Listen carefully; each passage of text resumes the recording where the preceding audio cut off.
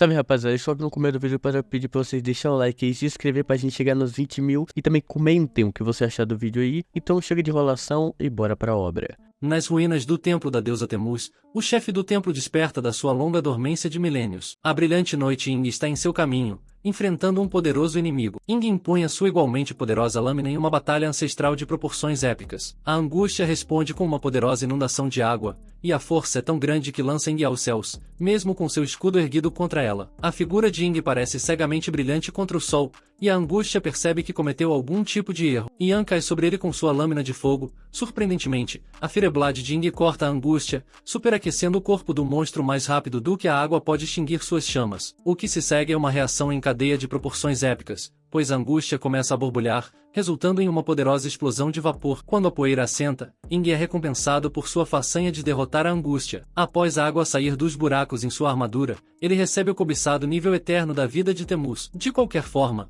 Yan vasculha seu inventário para contemplar seu novo prêmio, que lhe concede uma redução massiva no tempo de recarga para todas as suas habilidades e uma igualmente grande redução no custo de suas habilidades de recuperação. Vendo que está quase na hora do almoço e, portanto, sua aula de cálculos está quase no fim, ele decide encerrar o dia. Primeiro, ele deposita todo o seu ouro em uma unidade de armazenamento e retira o headset de realidade virtual. Esse maluco estava jogando um jogo em sala de aula, totalmente sem noção. Seus outros colegas de classe, que também estavam jogando o mesmo jogo que ele, ficam chocados por ele ter realmente completado a masmorra mais fina sozinho, uma façanha considerada impossível. Em sussurros, eles falam sobre Yan e sua reputação como mestre dos jogos, seja em dispositivos móveis, consoles, realidade virtual, PC ou jogos de tabuleiro. Enquanto Ing sai de sua sala de aula, ele encontra uma garota que parece estar procurando por ele, após confirmar que ele é o veterano. Ing se apresenta como Shu, um estudante novato transferido que frequentemente observou Ing alimentando gatos de rua. Como amante de gatos, ela pergunta a ele se seria gentil o suficiente para acompanhá-la até os portões da escola depois das aulas para alimentar os gatos com ela. Ing pensa sobre isso por um momento, agarra suas mãos e aceita de todo o coração. Ele realmente adoraria. Ing é um estudante comum do ensino médio e o herdeiro da morte da academia de lutas de punho de besta de sua família,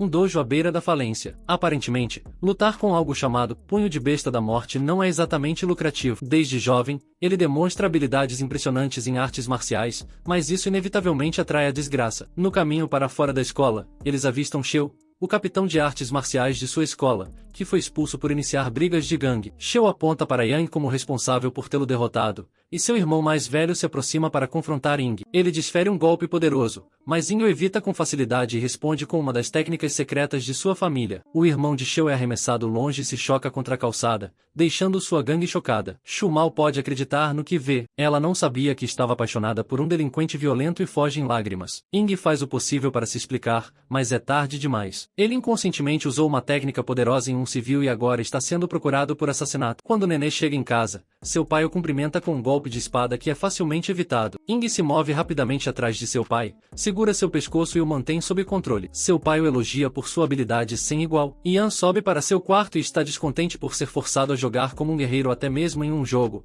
apenas para promover o dojo de seu pai. No entanto, seu pai parece estar perdido quanto ao motivo pelo qual ninguém tem se juntado ao seu dojo, mesmo com esse estilo moderno de publicidade, e ele acusa Ing de estar relaxando, mas ninguém parece se importar com o que ele pensa. Isso é o que Yan reclama para Ishin, uma elfa escarlate do crepúsculo e proprietária de uma taverna local. Como Ing é filho único, as expectativas de aprender as técnicas de artes marciais de sua família e herdar o dojo recaem sobre ele. Mesmo no mundo do jogo de vídeo, ele é forçado a jogar uma classe que nem gosta. Ishin segura seu ombro e o encoraja a simplesmente seguir o que seu coração deseja. Pode ser o efeito do álcool, palavras carinhosas que os homens geralmente não recebem, mas Yan está grato por suas palavras gentis. De repente, um alerta em todo o sistema anuncia que, devido a problemas técnicos, o jogo Trono de Espada e Fogo será suspenso indefinidamente, e eles aconselham a todos a fazer logout antes da meia-noite, e suas contas também serão congeladas temporariamente. Os pensamentos de Ing imediatamente se voltam para Ishin, a única mulher que já o entendeu. Mais tarde, enquanto Ing está deitado na cama, ele lamenta nunca mais poder ver Jackson novamente. Vendo que ele só tem 2 minutos restantes, ele decide vê-la por mais alguns momentos fugazes. Ele faz login novamente em Trono de Espada e Fogo e, seguindo o conselho de Ishin,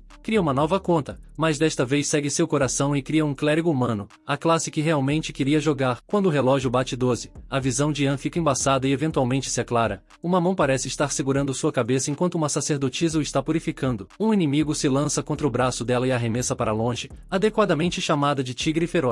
A sacerdotisa é lançada em uma fonte, e embora Ing inicialmente se sinta orgulhoso de si mesmo por machucar uma garota, rapidamente percebe que ela está se afogando. No entanto, a sacerdotisa se levanta como se nada tivesse acontecido, e desta vez Ing permite que ele seja abençoado e ordenado como sacerdote. E então sai calmamente da igreja e aproveita os poucos momentos fugazes que lhe restam como sacerdote. Ele abre sua janela do sistema e vê que tem apenas 1 minuto antes da meia-noite. Mas espera, isso não pode estar certo, não é? Ele espera ser desconectado a qualquer segundo, mas antes que perceba, 1 hora inteira passou. Ing atribui essa ocorrência estranha a um bug e fica animado por poder continuar jogando. Ele decide jogar a missão iniciante, mas antes disso, Ing volta para a cidade para pegar um item especial do carrinho de mina dourado. Ele insere uma senha e surge o Temuz do Terror, que convenientemente dará início à sua carreira como clérigo. Ian viaja para Gaza, a capital do grande império de César. Aqui, uma grande cerimônia de coroação está sendo realizada para celebrar a nova governante, Isa, outra saber-face que assume o trono e parece exatamente com Altria Pendragon. Uma multidão entusiasmada ergue os punhos no ar como se fosse um concerto da rainha.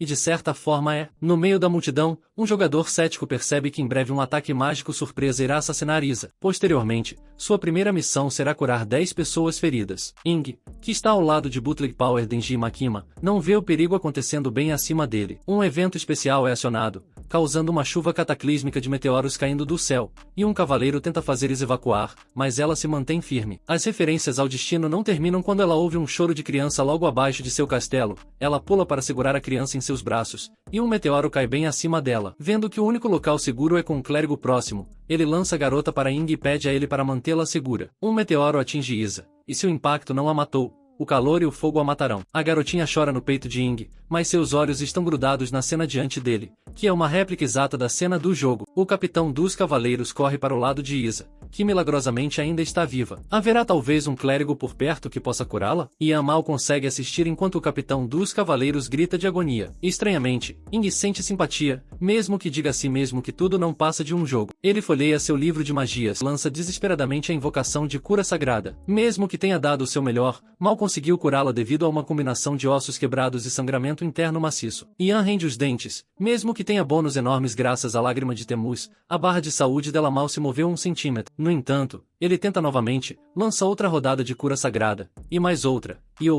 e quantas vezes sua mana permitir. Eventualmente, Ing está esgotado e, embora tenha lançado várias vezes, nada mais fez do que estabilizar a condição de Isa. O capitão dos cavaleiros elogia a habilidade de Ing, embora tente minimizar o quão incrível ela é. Em seguida, ele pergunta a Ing se ele pode se salvar. Espere. O que? Ele tenta esfaquear Ing, mas ele simplesmente agarra o braço do capitão para se salvar. Os olhos de Ing se arregalam, e ele pergunta quem ele realmente é. O capitão abandona sua fachada e revela sua verdadeira identidade, seu codinome, sua terceira fase, um assassino do Blood Moon Guild. Ele se vangloria de ter matado centenas, vários deles reis, nobres e comandantes militares. Ing recorda do guia oficial que os Blood Moons foram fundados por um grupo de elfos do Crepúsculo Escarlate e são temidos como os assassinos mais fortes do continente. Sua organização é composta por apenas 9 membros, todos com nomes relacionados às fases da lua. Seus preços são altos, mas os resultados falam por si. O ameaçador terceiro estágio se aproxima lentamente de Ing e explica que o Império de César antagonizou as nações vizinhas por suas tendências militaristas. Ele narra como o ataque de meteoro deveria destruir a cidade de Gaza enquanto ele estava designado para assassinar Isa no momento em que a oportunidade se apresentou. Ing não passava de um pequeno obstáculo em sua missão. Ing pergunta a ele se ele terminou de falar,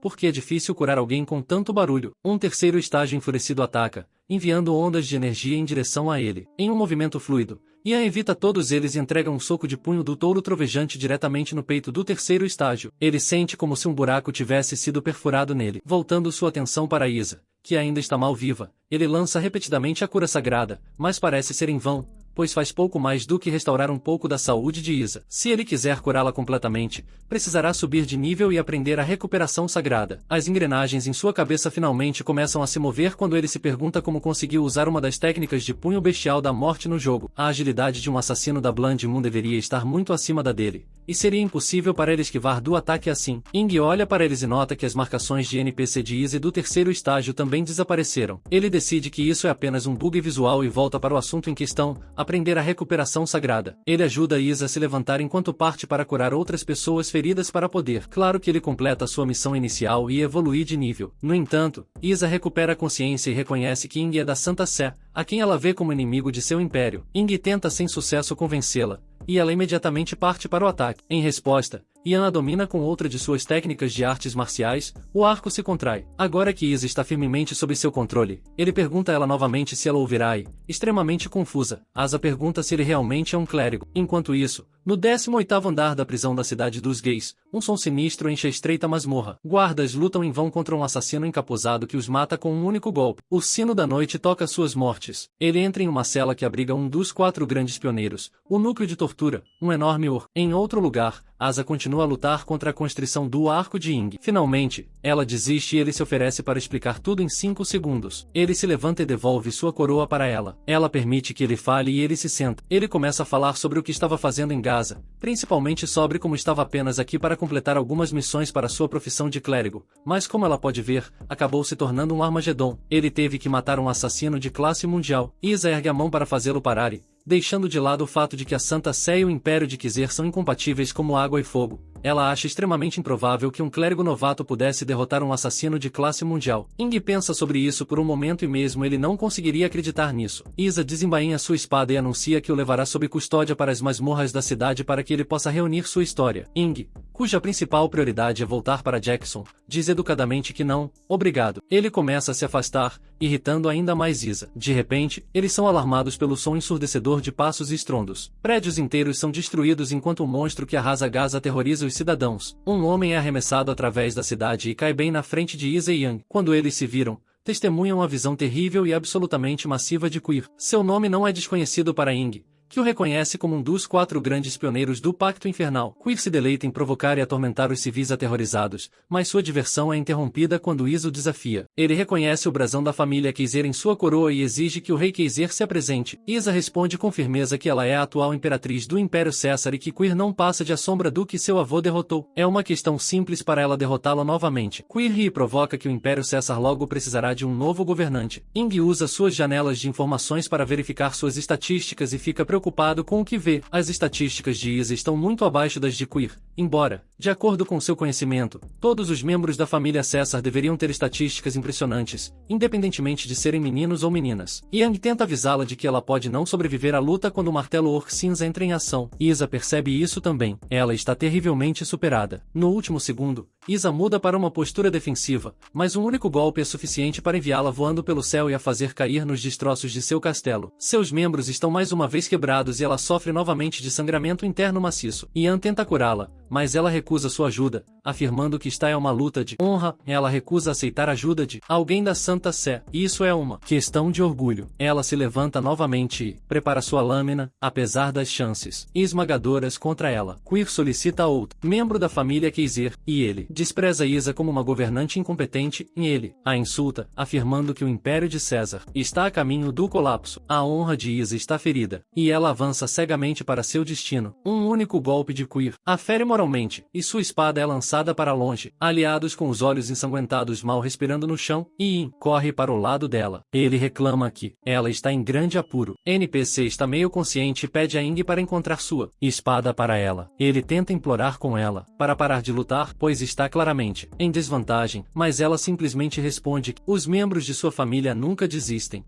É lembrado das palavras de seu pai de que, enquanto o usuário do punho bestial da morte ainda respira, eles não devem nunca se render. A figura ameaçadora de Queer se aproxima de Ing e o reconhece como alguém da Santa Sé. Ele pergunta se ele ousa curar Isa, que está bem na sua frente, mas Ing simplesmente pede a ele para sair. Ele já provou sua força. No entanto, Queer não está satisfeito apenas em vencer. Ele quer desmembrar o corpo de Isa, pendurar sua cabeça em um poste e desfilá-la na frente do portão da cidade. Só então ele ficará satisfeito. Ing o ignora e continua a procurar um feitiço de cura para usar. Queer, insultado, o ataca com um golpe poderoso de seu martelo de ossos esmagadores, causando um pequeno terremoto. Mas para seu choque, para o choque de Isa e para o meu choque, Ian defende o golpe com um braço. Ele está sangrando, mas relativamente ileso. Queer percebe que Ing é muito mais perigoso do que parece, e renova seu ataque. Ele se prepara para outro golpe para matar rapidamente Ing, mas Ing salta do chão e cai sobre o martelo de Queer. Ele assume a postura de seu punho bestial da morte. Quarta forma, usando o martelo como trampolim, ele se lança diretamente em direção a Queer e o faz cambalear com um golpe de salto traseiro estilo canguru. Queer fica inconsciente com um único golpe e, enquanto seu corpo massivo cai, Ian o pega. Em vez de comemorar sua vitória impressionante, Ian tem sentimentos mistos sobre ainda ser capaz de usar suas técnicas do punho bestial da morte. Ele só queria ser um clérigo, afinal, talvez ele possa curar as pessoas socando-as, como um certo stand de Jojo. Quando finalmente recupera seus sentidos, ele percebe que Isa, ele ainda está gravemente ferido e usa repetidamente a cura sagrada mais uma vez, e desta vez ela não está sendo esmagada pelos escombros. Sua condição logo se estabiliza, mas seu progresso ainda é bastante limitado. Ing se encontra mais exausto do que o normal e se pergunta se há um problema com sua postura. Ele tenta mudar sua posição para ficar mais perto do corpo dela, repete a invocação de cura e, para sua surpresa, a taxa de cura aumenta. Foi quando ele percebe que quanto mais perto sua mão está do alvo, maior é a taxa de regeneração. Isso é uma boa notícia para ele, mas talvez não seja tão boa para Isa, pelo menos ela está viva. Ing tenta testar sua sorte para ver o quão alta pode aumentar a taxa de cura e ele vai até o fim e toca diretamente em seu peito. A cura agora aumenta para 10 por cura, uma melhora drástica em relação à taxa de 1 ponto de vida vista anteriormente. Isa recupera a consciência e, quando vê as mãos de Ing sobre ela, é a vez dele procurar um clérigo de cura. Ela tenta atacá-lo com um golpe no pescoço, mas Ing levanta a mão a tempo de bloqueá-la, insistindo que ela precisa de cura. É tudo pela cura, eu juro. De repente, um destacamento de cavaleiros fortemente armados se aproxima deles e exige que Ing solte a Imperatriz imediatamente. Antes que ele ou Isa possam reagir, o comandante dos cavaleiros se destaca e aponta sua lança para Ing. Isa o reconhece como Chata, e Ing também sabe muito sobre ele. Em suas 5 expedições lendárias, Chata famosamente, ou infamemente, dependendo de quem você perguntar, matou 5,4 milhões de orcs. César II recompensou Chatan com o título de Duque Supremo Marcial do Império. Seu apelido, Espada do Império, não é apenas para mostrar. Com um nível de 200 e a maior capacidade de combate de qualquer NPC no jogo, Chata é realmente uma força a ser considerada. Ing, apesar de toda a sua experiência em videogames, hesita em enfrentá-lo. Ele tenta rir do incidente e alega ser um simples clérigo tentando curar a Imperatriz. No entanto, Chatan sabe o que viu e não permitirá que seu clã seja desonrado assim. Só há uma punição adequada para o crime de Ing e a morte. Antes que Isa possa protestar completamente, Chatan desembainha sua espada em uma fração de segundo e executa seu movimento único. Golpe rápido, um movimento de um só golpe que normalmente mata instantaneamente. No entanto, para surpresa dele e de seus cavaleiros, Ing sobrevive. Chatan fica sem palavras. Não há como um simples clérigo ter esquivado de um de seus movimentos finais. Isso significa que Ing não é exatamente um clérigo comum. Ing, por sua vez, não consegue acreditar que acabou de esquivar do golpe e atribui isso a aviso oportuno dos olhos. Ele não tem certeza se poderia ter evitado, caso contrário, é um alívio e ela tenta dizer a Chatan que Ing realmente estava apenas tentando curá-la. Ing esfrega as mãos juntas e tenta se desculpar, mas quando Chatan passa silenciosamente outro cavaleiro lhe joga uma lança aos pés. Chatan comenta que nem mesmo o Santo Papa da Luz Cerzil poderia possivelmente ter evitado seu ataque. Ian afirma ser um simples clérigo. Chatan pergunta quem ele realmente é e Ing pensa muito sobre seu passado conturbado com os treinamentos incessantemente bizarros de seu pai. Ele não é ninguém especial, apenas um jovem de 18 anos com uma depressão avassaladora. No flashback, Ing é forçado a puxar um veículo parado através de uma paisagem nevada, apesar da insistência do motorista de que isso é abuso infantil e que ele já havia chamado os técnicos apropriados. Ing compartilha que tudo o que queria era ser um clérigo e curar as pessoas, mas seu pai ignorou seus desejos e em vez disso armou com punhos destinados a destruir. Chatan se recusa a acreditar em sua história e quase corta sua cabeça com um golpe barato. Isa levanta instantaneamente a voz em protesto. Chatan se vira e balança sua lâmina rapidamente. Ing está cansado de ser atacado, e é sua vez de desferir um soco. Ing ficou cansado de desviar dos ataques injustificáveis de Shelton e o provocou dizendo que suas técnicas eram ainda mais fracas do que seus cortes sorrateiros. Mas, para sua surpresa,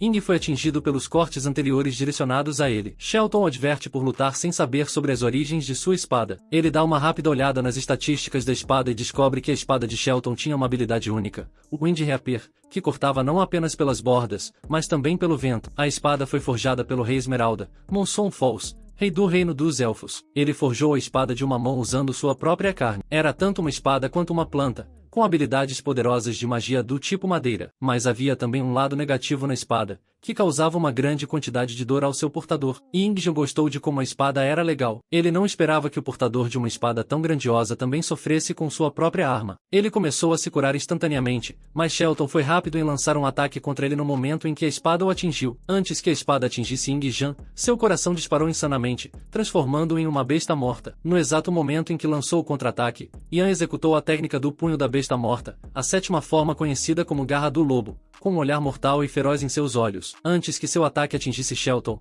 a Imperatriz Erza gritou para ambos, repreendendo-os por ignorá-la completamente. Ela ameaçou ambos, dizendo que os cortaria se não parassem. Ian recuperou seus sentidos e interrompeu seu ataque, mas não conseguiu evitar o beijo em Shelton, a espada do Império e noiva da Imperatriz, diante de todos. Erza ficou chocada, assim como os cavaleiros presentes, enquanto ambos se envergonharam da situação. A situação se acalmou após esse acidente, e Shelton soltou Ian, permitindo que ele se retirasse. Shelton ajudou Erza a subir em seu cavalo e pediu a Ian que deixasse Gaza. Ian viu a saúde dela e perguntou se poderia curá-la completamente antes de partir. Ela ficou constrangida e o repreendeu para que se afastasse dela, mas se despediu com um sorriso lisonjeado no rosto, chamando-o de maldito padre, enquanto seguia com Shelton. Ela expressou suas preocupações a ele de que alguém certamente estava tramando contra o Império. Shelton assegurou que sua segurança era prioridade e ordenou aos Cavaleiros da Rosa que assumissem a defesa de Gaza, incluindo seus guarda-costas pessoais. Ela tentou argumentar que isso era desnecessário, mas ele insistiu, pois até seus guarda-costas haviam sido invadidos anteriormente,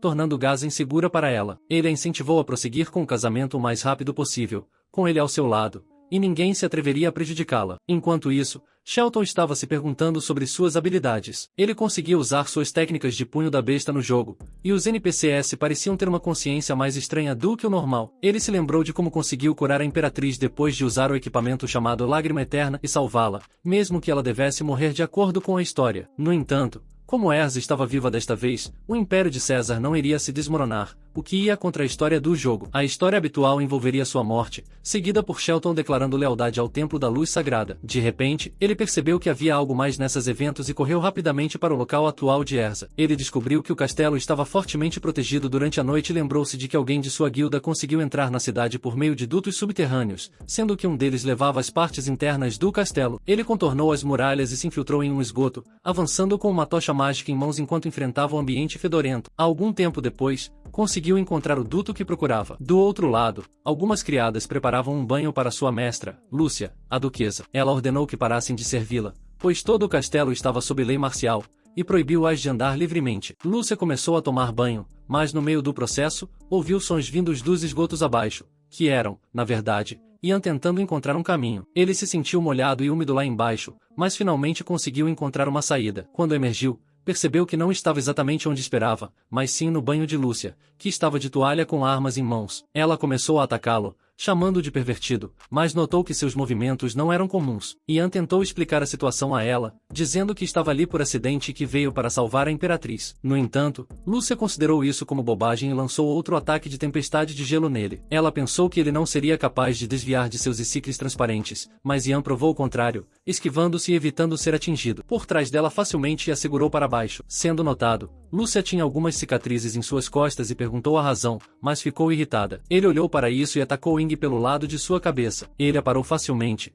pegando seu ataque lateral. Empregadas de Lúcia entraram no banheiro, falando sobre como sua mestra Lúcia continuava rejeitando os rapazes, fazendo-as pensar que talvez ela não tivesse desejos sexuais e suspeitavam que ela odiava homens. O que viram a seguir foi incrível, assistindo Lúcia ser dominada por um homem e interpretando isso de maneira errada, achando que ela havia encontrado sua felicidade. Lúcia ficou perturbada com seus comentários e disse a eles que estava sob ataque. O rei tentou esclarecer o mal-entendido, mas as empregadas não perderam um segundo para atacá-lo, vendo sua resposta rápida e ataques mortais. Ian sabia que não podia mais deixá-las entendê-lo mal. Ele se rendeu sem resistência e não perdeu tempo para informá-las sobre a traição de Shelton e o plano de assassinato da Imperatriz mais cedo no dia. Ele estava ali para salvá-la. As empregadas tiveram dificuldade em acreditar em suas palavras e se opuseram às suas alegações, marcando-o como uma pessoa a ser morta, não apenas por um crime, mas por dois, por falar mal de seu duque. Ele sabia que era natural para elas não acreditarem em suas palavras, e as empregadas partiram para atacar. Lúcia gritou para que parassem e concordou com suas alegações de que Shelton realmente havia traído o Império. As empregadas tinham muitas perguntas sobre as alegações contra o duque, o herói das escaramuças com orcs. Então, por que ela falaria contra ele? Lúcia revelou a elas que sabia disso porque era a mulher de Shelton. Ela contou a eles sua história. Os pais de Lúcia morreram no fogo cruzado da batalha, e foi Shelton quem a salvou e a criou para se tornar uma cavaleira do Império. Há 15 anos, ele a pediu para servir ao lado de sua majestade e encher sua mente com informações sobre a família real. Quando a Imperatriz tinha apenas 3 anos, ela descobriu que, há um mês, Shelton havia ordenado assassinar sua majestade durante sua coroação, mas ela não conseguiu. Quando lhe perguntaram por quê, ela contou sobre como todo membro da família real herdou a Constituição Suprema de César, transformando-os em guerreiros gloriosos. Mas sua majestade era a exceção. A mãe de sua majestade morreu logo depois de dar à luz, Então Lúcia foi quem a criou desde o início. Ela era tão frágil e fraca que quase morreu logo após a morte de sua mãe, mas foi salva. Ela não estava destinada a se tornar uma guerreira, então todos olhavam para ela com desdém, até mesmo seu pai, o segundo imperador do Império de César. Ela sempre se sentia machucada e triste por sua fraqueza e passava por muitas maldições de todos. Ela passou por outros membros da realeza a chamando de desgraça de César. Mesmo naqueles tempos, Urza continuou a acreditar em si mesma e treinou excessivamente todos os dias. Somente Lúcia sabia o quanto Urza havia passado em sua vida, mesmo que estivesse quase ao ponto de matá-la. Tudo o que ela queria era ganhar a aprovação de seu pai e de seu irmão. Seus ancestrais costumavam dizer que, mesmo que alguém pudesse morrer, nunca deveria soltar o cabo de sua espada. Mantendo esse lema, ela continuou treinando implacavelmente. Mesmo que tosse sangue, ela nunca parou, temendo que seu pai nunca a reconhecesse assim. Lúcia sentiu o quanto Urza havia passado, pois sempre esteve ao seu lado. As empregadas ouviram a história, enquanto lágrimas começaram a escorrer dos olhos de Ing Janeiro. Mesmo assim, Urza se tornou a imperatriz no final, porque todos os outros príncipes morreram. O imperador falecido também estava doente, então ele não teve escolha senão nomeá-la como imperatriz. Lúcia ganhou as cicatrizes em suas costas como punição por não seguir as ordens de Shelton, agora que tudo estava claro, já que ela havia sido originalmente enviada para assassinar a imperatriz, mas depois que ela rejeitou Shelton, acabou contratando Bland Moon. Lúcia perguntou como ele sabia de tudo. Isso entendeu imediatamente que Ing era o sacerdote que salvou a vida da imperatriz de Cálice e saiu ileso depois de ser atacado por Shelton. As criadas também ouviram falar dele, incluindo as partes em que beijou Shelton. Ian ficou bravo e disse que foi apenas um acidente. Lúcia disse que já era suficiente brincar e que eles deveriam respeitar o tempo, pois Shelton já havia tomado conta da capital. Eles precisavam escoltar Urza de lá. A preocupação agora era descobrir uma maneira de chegar até Sua Majestade. Entre esses guardas, Ing orgulhosamente anunciou que eles deveriam ir salvá-la, sem se preocupar, pois ele era um sacerdote e os protegeria enquanto lutavam. Lúcia se perguntou como um sacerdote sobreviveu ao ataque de Shelton, mas decidiu contar com ele de qualquer maneira, já que ele era a única esperança deles. Ele curou Lúcia e eles partiram. Ele ficou chocado ao ver o plano deles, que era escalar até a Câmara de Erza. A escalada era a única maneira, já que o palácio estava fortemente guardado por dentro. Eram 210 metros e as fendas entre os tijolos eram extremamente pequenas. As criadas prometeram escalar com ele, mas quando viram sua direção, ficaram chocadas ao vê-lo já ter escalado metade do caminho. Desde a infância, seu pai sempre foi duro com ele. Fez com que ele escalasse uma montanha para dominar as técnicas do punho da besta morta. Uma vez ele reclamou de fome. Seu pai disse que eles estavam escalando por apenas 17 horas, mas ele ouviu e desceu para preparar seu macarrão favorito para ele. Eles continuaram a escalar depois. Ing conseguiu subir rapidamente até a câmara de Urza. Quando chegou lá, viu areia e se lembrou das instruções de Lúcia para abrir o 13º tubo sonoro dentro da câmara dela. Ele perguntou o que era o tubo sonoro, e ela disse que ele saberia quando chegasse a hora e que era a única maneira de convencer Urza a sair de Gaza. Como ele chegou cedo, viu isso como uma oportunidade de curar o HP de Erza, mas parecia que alguém estava de olho na área. Ela alegou que Ing havia caído em uma armadilha de caçador e, por isso, deveria ser severamente punido. O caçador atacou o rei sem nenhum aviso, mas mesmo assim ele esquivou-se. Facilmente perguntou se ela era guarda-costas de Erza. O caçador ficou surpreso com a rapidez dele e, com o tempo, outras criadas subiram em segurança. Ele perguntou a elas se conheciam essa guarda-costas, e elas responderam que era Twiligit, a líder dos Cavaleiros da Rosa Negra. Shelton lutou com todos os guardas da Imperatriz, e manteve um comandante apenas para mantê-la em seu controle. Enquanto isso,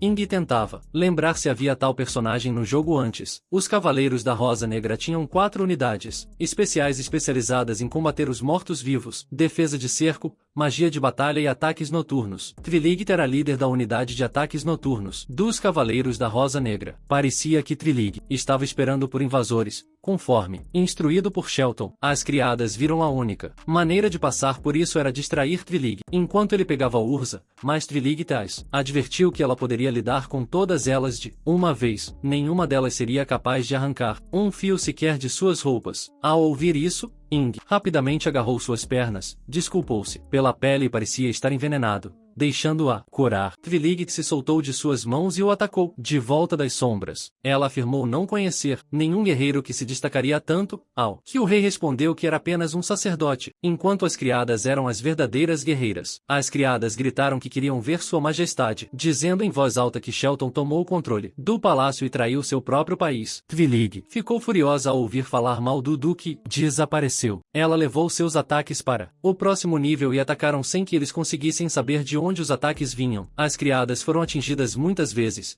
mas ainda pediam para serem imperatrizes, enquanto mantinham Twiligit ocupada. Ele insistiu em curar a criada ferida e, enquanto fazia isso, Twiligit apareceu atrás dele e atacou. Ele parou o ataque dela com facilidade e disse à criada para não se mover muito. A criada ainda estava preocupada com ele, já que Twiligit estava atrás dele. Ele assegurou que, como ela estava atrás dele agora, ela não as atacaria e deixaria ele curar sua saúde. Twiligit ficou chocada ao ver que Yan conseguia vê-la mesmo estando invisível. Isso remonta aos dias de treinamento de Ying com seu pai. O pai do rei ensinou como encontrar inimigos na escuridão usando e sentindo cair dentro deles. No dia seguinte a esse treinamento, o pai de Ying foi pego não apenas por levar seu filho, mas também por caçar lobos selvagens e outros animais protegidos. Seu pai explicou que eles estavam apenas treinando, não caçando, mas eles o levaram de qualquer maneira. Ying Jian podia facilmente sentir o Kai de Twiligit. Ela era como uma loba feroz. Ela pensou que o sacerdote estava subestimando suas habilidades de assassinato e usou um tipo diferente de ataque nele. Desta vez, ela conseguiu imobilizá-lo e pegá-lo em suas mãos. Mas para seu choque, foi Ying quem a pegou. Ele a golpeou com a cabeça, fazendo-a perder o equilíbrio, seguido por deixá-la inconsciente. Todas as criadas ficaram como estátuas, vendo como ele cuidava de Twiligit com facilidade, enquanto Urza estava praticando seu casamento por dentro e usando o Tel para isso. Foi um momento muito estranho para ela, quando Ying Jian e todas as criadas irromperam e, de repente, Urza ficou confusa com visitantes inesperados. Ying também apareceu e disse que Lúcia estava certa sobre o treinamento de Erza em técnicas de luta com bonecas, e Erza ficou brava por ele ter descoberto isso. Ele sugeriu que ela treinasse com pessoas reais em vez de brincar de casinha. Ela respondeu friamente e gritou com todos eles, perguntando por que eles apareceram em sua câmara. Ying contou a ela sobre a traição de Shelton ao Império de César e que eles vieram para salvá-la. Ela não acreditou e apontou a espada para ele, pensando que ele estava mentindo. As criadas disseram a ela que ele não estava mentindo e que foi Lúcia quem pediu que eles viessem salvá-la. Erza pediu imediatamente para ligar o tubo sonoro número 13 e ela entenderia tudo imediatamente. Em sua raiva, perguntou como ele sabia sobre os tubos sonoros, ao que as criadas responderam que Lúcia confiava nele com esse segredo. Erza perguntou onde Lúcia estava e o que ela estava tentando fazer. Ela se lembrou de onde o número 13 levava,